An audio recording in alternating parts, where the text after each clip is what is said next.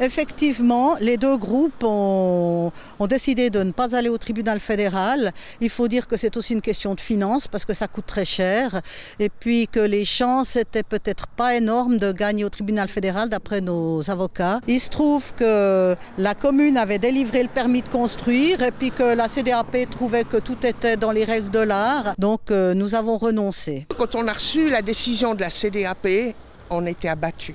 Le tribunal fédéral, ce qu'on nous a dit, c'est que finalement, ils n'allaient pas réétudier tout le dossier, ni demander des enquêtes, ni rien. Et il y a d'autres actions, effectivement, qui sont possibles.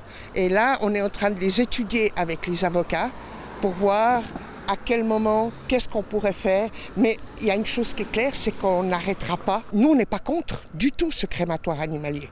Mais c'est contre ces décisions et qu'ils soient vraiment à 20 mètres de nos fenêtres, sans aucune protection, sans grands arbres qui peuvent cacher. Et le côté pour le quartier, pour les enfants qu'on voit passer, c'est le côté émotionnel aussi avec le jardin du souvenir qu'on a vraiment sous nos fenêtres. Sur le bâtiment, il y aura un grand logo, c'est marqué dessus « Crématoire animalier ». Et tous les jours, ça va rappeler la mort aux enfants qui passent. Et on sait qu'à cet âge-là, les enfants sont très sensibles à ce sujet. Donc l'aspect émotionnel, psychologique est très très conséquent. On nous dit que les filtres sont efficaces à 99,7%.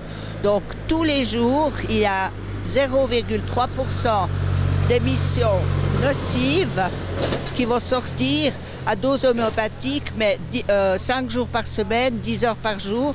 Et ces polluants vont se fixer sur le sol, dans les jardins potagers, les places de jeux.